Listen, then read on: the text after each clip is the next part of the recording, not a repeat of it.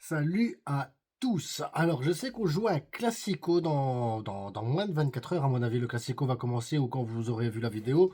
Donc, j'avais envie de me stopper sur ce qui se passe aujourd'hui au FC Barcelone. Et pour moi, c'est hyper important. C'est le retour des leaders au FC Barcelone. Et quand je parle de leader, je parle pas de Lamine Yamal. Non, je parle de réels leaders, de personnes qui ont le caractère pour être des capitaines au FC Barcelone, des joueurs qui sont capitales pour le bien-être et l'équilibre de ce jeu. Et on l'a vu en début de saison, ce manque de leadership, ce manque de joueur qui peut dynamiser par son caractère, par son contrôle ou par son talent, ça manque au FC Barcelone. Et aujourd'hui, j'ai envie de faire qu'on fasse le point un peu sur les leaders. On va faire aussi un point sur les soldats, parce que derrière, il y a les soldats qui, justement, font en sorte que les leaders soient réellement les leaders et que se battent entre eux. Et puis, je voudrais qu'on fasse un point sur nos pépites de la Masia qui aujourd'hui brillent avec le Barça. Et pépites, je parle pas forcément des jeunes du FC Barcelone. Donc, bienvenue sur la vidéo. Je vous invite à vous abonner, à liker, à partager. N'hésitez pas également à booster. Et si vous voulez des maillots, on en reparlera tantôt. Mais voilà, le vestiairestore.com, vous avez des maillots ici. J'ai celui de l'Espagne pour la Coupe du Monde. J'ai celui de la Belgique pour la Coupe du Monde. Comme ça, moi, je suis prêt. Moi, je suis prêt pour la Coupe du Monde, les gars. C'est ça le plus important. Et évidemment, vous avez des maillots vintage du FC Barcelone, par exemple, ou beaucoup d'autres. Mais je vous dis, j'en parlerai en fin de vidéo. Voilà. Le sponsor, là pour le moment, vestiairestore.com, on le met 2 secondes de côté, même si vous aurez des belles remises et c'est le moment. Mais peu importe. Les leaders, parce que on est là pour parler un peu de tout ça, je trouve que leur retour aujourd'hui fait un bien fou. On l'a vu contre Bilbao, parce que Bilbao n'est pas une équipe facile. Bilbao avait gagné contre Atlético Madrid. Bilbao n'est pas le top du top, n'est pas l'équipe qu'on a connue les saisons précédentes, on est d'accord. Mais il faut quand même réussir à les taper. Il faut quand même réussir à les jouer.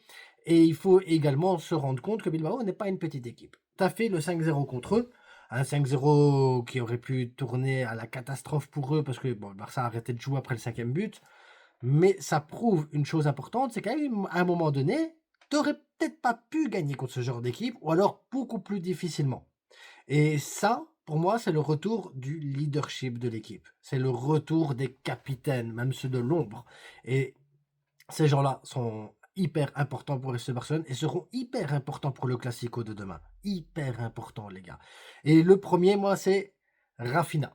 Rafinha, c'est le leader, les gars. C'est l'exemple même. C'est qu'il ait un brassard, qu'il ait pas de brassard, le gars, il est hyper important et c'est lui le vrai leader de l'attaque. C'est pas Lamine Yamal, c'est pas Ferran Torres ou Robert Lewandowski, c'est Rafinha. Je l'ai longtemps critiqué. Je l'ai longtemps descendu. Je l'ai descendu. Je l'ai descendu pendant longtemps. Il était pakistanais, il ratait, il savait pas faire ce qu'il fallait. À droite, il était derrière Dembélé, derrière Lamine Yamal. C'est compliqué. La vérité, ça a été extrêmement compliqué pour Rafinha. Xavi l'a placé à gauche. On a vu des bonnes choses à gauche sous Xavi. Mais c'est réellement sous l'ère Hansi Flick que Rafinha va réussir à montrer son leadership et son importance. La saison passée, tu fais pas la campagne de Ligue des Champions comme tu l'as fait sans Rafinha. Tu fais pas la saison de Liga que tu as fait sans Rafinha. Et tu l'as vu en début de saison, sans Rafinha, tu ne fais pas le début de saison que tu fais là. Rafinha est l'élément essentiel du système d'Hansi Flick. Il est décisif, il est important, il fait le pressing et il a le caractère. C'est hyper important d'avoir le caractère de leadership pour pouvoir justement monter en puissance, monter les affaires, diriger les autres, obliger les autres à fournir les mêmes efforts que lui, parce que c'est à faire. Rafinha aujourd'hui est pour moi le leader le plus important de l'attaque du côté du FC Barcelone. C'est impressionnant. Ce que fait Rafinha, c'est impressionnant. Et on a senti le manque de Rafinha au match précédent. Et je dis ça en sachant que tu as un Rashford sur le banc qui fait pas un mauvais début de saison. La vérité, c'est que Rashford fait un très bon début de saison. Mais Rafinha est tellement fort, que Rashford à côté, il passe pour, j'ai envie de dire, limite, un simple tocard presque, un remplaçant moyen et tout. Alors que Rashford fait un très très bon début de saison, les gars. Mais Rafinha est tellement fort que c'est compliqué. C'est trop compliqué d'être en concurrence avec Rafinha, surtout le Rafinha qu'on voit actuellement. Donc Rafinha pour moi il va être également l'élément clé de ce classico, beaucoup plus pour moi que Lamine Yamal, beaucoup plus. Ensuite, deuxième leader hyper important après avoir eu des blessures, des gens qui voulaient le vendre, parce qu'il y a des gens qui voulaient le vendre ce joueur. Le gars, c'était compliqué, trop fragile, trop frêle, pas, pas suffisamment d'impact et tout. Aujourd'hui, c'est le meilleur joueur du monde. Aujourd'hui, ce joueur-là, c'est pour moi le meilleur joueur du monde. Aujourd'hui, ce joueur-là est le seul joueur au monde. Tu lui dis marche sur l'eau, il marche sur l'eau. Tu lui dis coupe la mer en deux, il coupe la mer en deux. Et il le fait sans transpirer. C'est Pedri. Pedri, c'est le gars. Tu sais pas le définir. Tu sais pas le définir. Il fait du Busquets, il fait du Xavi, il fait du Iniesta. Il fait tout en même temps. Il réussit tout. Tu lui prends pas la balle. Il dirige le tempo, il dirige l'équipe, il dirige le milieu. Il rend les autres autour de lui meilleurs. C'est rare d'avoir quelqu'un qui rend n'importe qui meilleur autour de lui. Ce gars-là, c'est un génie, les gars. C'est juste un génie du football. Et je suis dégoûté de me dire que ce gars-là n'est pas sorti de la Masia. C'est d'une tristesse. On n'a pas sorti un joueur comme ça de la Masia.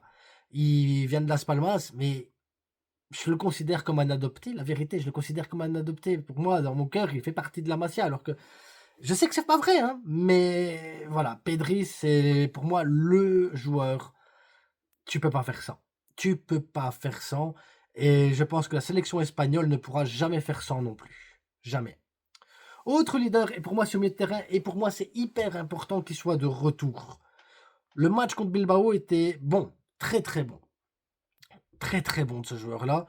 Et s'il peut, et s'il pouvait, et ça serait super pour le Barça, pour l'équipe, pour lui, pour tout le monde, qui garde ce niveau-là, qui garde cette importance-là, qui garde une régularité maintenant dans ses performances, et qui prenne un peu plus de décisions, prenne un peu plus de risques dans son jeu, ce gars-là serait l'un des meilleurs milieux de terrain du monde avec Pedri. Clairement, clairement, clairement. Je ne l'aime pas spécialement, je ne l'apprécie pas spécialement ce joueur, mais quand il est comme quand il a été contre Bilbao, quand il est comme il a été à la mi-temps qu'il a fait contre le Real Madrid où on perdait la saison passée, il y a des moments où il est hyper important. Le problème, c'est que c'est de manière ponctuelle. Moi, j'aimerais que ce joueur-là, c'est Frenkie de Jong, devienne maintenant le Frenkie de Jong qu'on attend. Ça veut dire le Frenkie de Jong en double pivot avec Pedri qui prend les décisions, qui prend tout ça et qui montre que sa technique, sa justesse, sa manière de presser, son intelligence de jeu, sa technique, tout ça soit vraiment régulier. Donc ici, on l'a vu contre Bilbao, il a joué contre Villarreal, il a joué contre Bilbao. Maintenant, j'aimerais qu'il joue quand même la finale, qu'il soit titulaire à la finale et qu'il montre que ben, j'ai tort, qu'il montre simplement que j'ai tort. Moi, je veux qu'il me montre mes torts, tout simplement. Je veux me tromper sur Frenkie de Jong. Je veux qu'il me dise regarde la frite, même s'il ne me connaît pas, mais qu'il me dise regarde la frite. Je sais être du niveau de Pedri. Je ne demande pas qu'il soit au niveau de Pedri parce que je pense que c'est pas possible, mais quasiment au niveau de Pedri. Parce que là, c'est un Frenkie de Jong au top du top et que tu as un Pedri au top du top à côté. La vérité, c'est que les Lamine Yamal, les Ferran Torres, les Fermin et tout ça, la vérité, on va s'en porter mieux et on aura vraiment la justesse technique qu'il faut pour dominer n'importe quel milieu de terrain au monde, les gars. Tu pourras jouer contre qui tu veux, c'est hyper important. Frenkie de Jong doit maintenant, par sa présence, faire ce qu'il faut pour rester à ce niveau-là. Et très franchement, j'espère. J'espère. La vérité, c'est que j'espère voir Frenkie à ce niveau-là. Donc pour moi, c'est hyper important. Frenkie, pour moi, l'un des leaders de ce Barça. Et il doit devenir absolument l'un des leaders de ce Barça. Pour moi, c'est essentiel. Pour moi, c'est essentiel pour avoir un Barça qui réussit sur cette deuxième moitié de saison. Dernier joueur que j'ai envie de mettre en avant, c'est un joueur qui a fait une saison exceptionnelle la saison passée. C'est un joueur qui a été hyper performant la saison passée. Et cette saison-ci, il s'est éteint. Mais j'ai l'impression qu'il est en train de revenir progressivement. Et de toute façon, c'est maintenant que la saison va se jouer. Avec la Super Coupe d'Espagne, la Ligue des Champions, la Liga, la Copa del Rey, c'est maintenant que ça va se jouer. C'est Koundé, les gars. Parce que Koundé n'est pas un latéral. Koundé, c'est un défenseur central. Qui aujourd'hui, j'ai envie de dire aujourd'hui, mais hier, fin de saison passée, luttait pour être l'un des top 2, top 3 meilleurs latéraux droits du monde.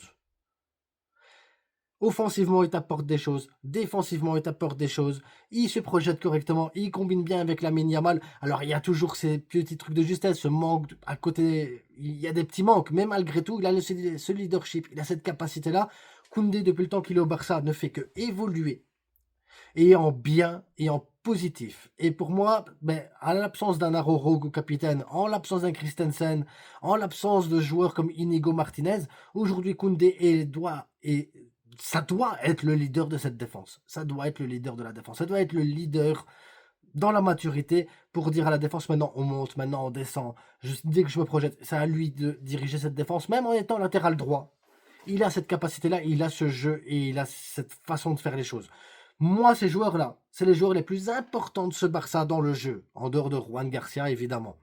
Et ça va être les éléments essentiels de ce Barça, ce sont les leaders. Et le retour des leaders avant le Classico, pour moi, c'est l'importance même de la réussite pour la fin de saison de ce Barça. Parce qu'à côté de ça, tu as les petits soldats. Un Fermin Lopez qui va venir mettre l'énergie, sa grinta, ses buts, son feeling. Il doit avoir de la régularité maintenant, Fermin Lopez. De l'autre côté, tu as un Eric Garcia que j'ai presque limite envie de dire, si tu le fous en attaque, il sera meilleur que n'importe quel attaquant, tellement qu'il réussit tout derrière. Aujourd'hui, Eric Garcia est le joueur qui pourrait peut-être finir un futur leader au FC Barcelone. Il est bon, il est très très bon. À droite, dans l'axe, en milieu défensif, Eric Garcia est un soldat. Pour moi, c'est encore un soldat qui a la capacité de devenir bientôt un leader. Ferran Torres, aujourd'hui, Hansi Flick lui a mis devant ses responsabilités. Le met devant ses responsabilités. C'est un soldat. Il va presser, il va essayer des choses. Il doit devenir maintenant performant, clinique et tueur. Je veux le Shark en mode tueur, les gars. Je veux un Ferran Torres qui assume pleinement ce que Hansi Flick lui donne. Parce qu'aujourd'hui, Hansi Flick lui donne ce qu'aucun autre entraîneur lui a donné, c'est la responsabilité de l'attaque.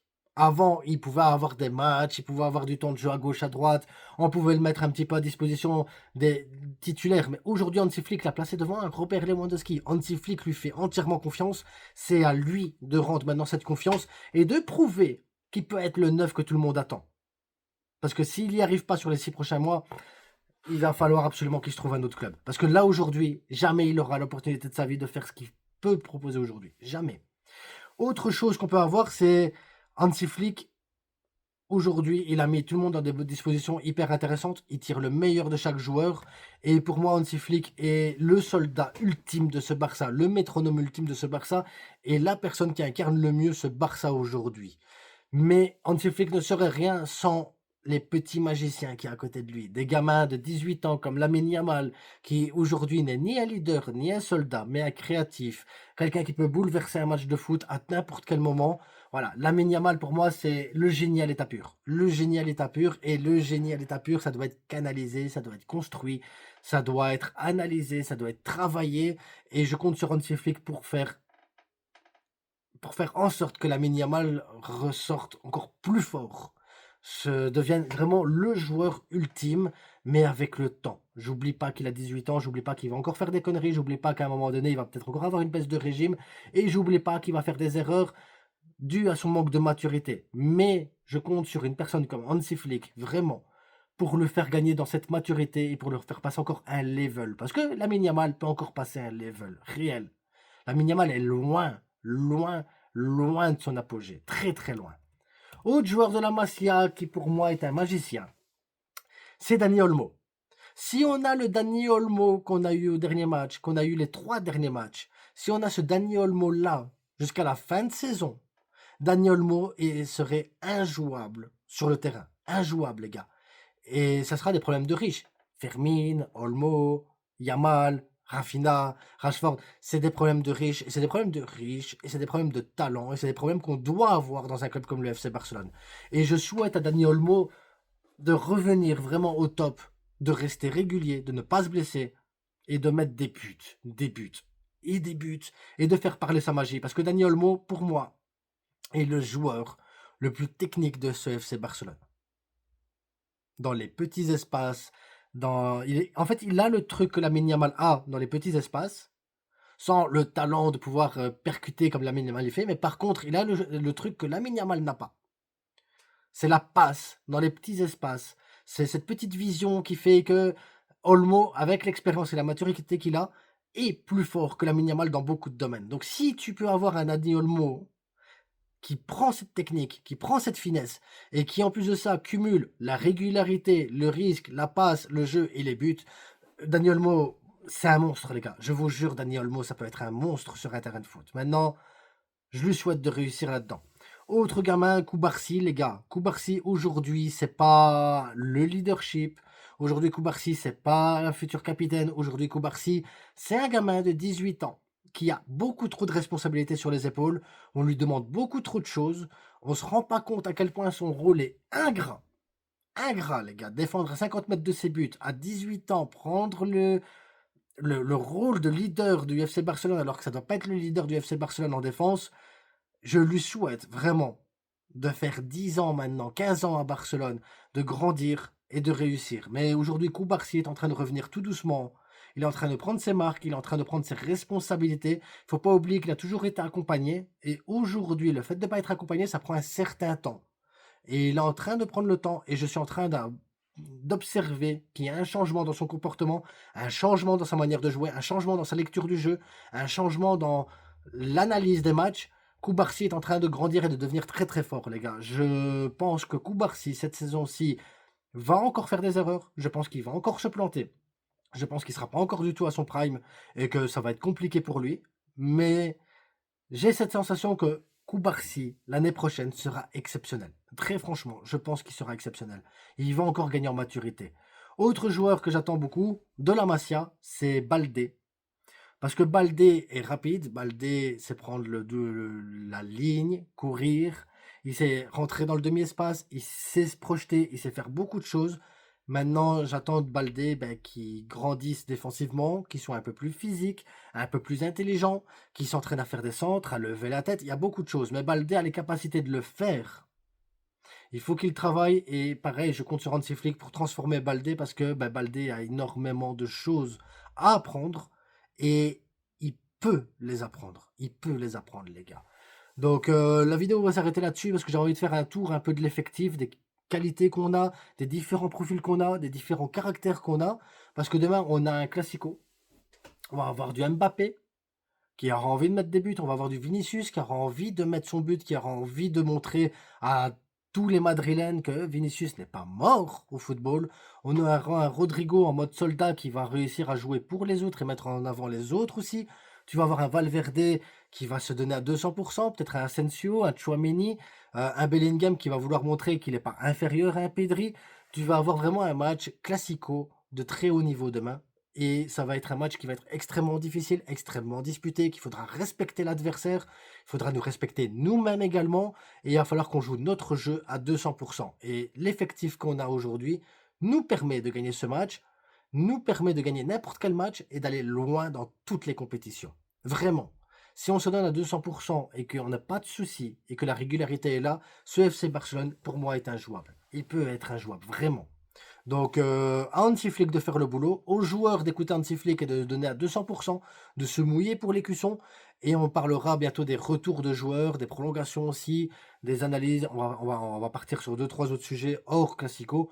Mais ça va venir, les gars, ça va venir. En attendant, je vous souhaite à tous un excellent classico. N'oubliez pas, le plus important, ça reste que du football.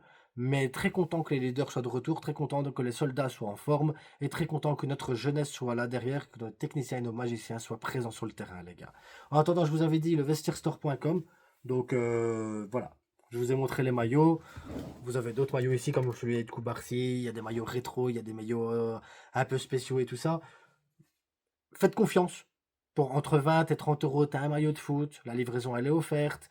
S'il y a des questions, Instagram, X, tout ça, je suis disponible. Le lien est dans la description. S'il y a quoi que ce soit, n'hésitez surtout pas. Vraiment, n'hésitez surtout pas. Je suis joignable assez facilement. Ici, par exemple, j'ai le maillot, il était là. De Lamine Yamal, numéro 10. Voilà, regardez. Ils sont beaux, ils sont bien, ils sont frais.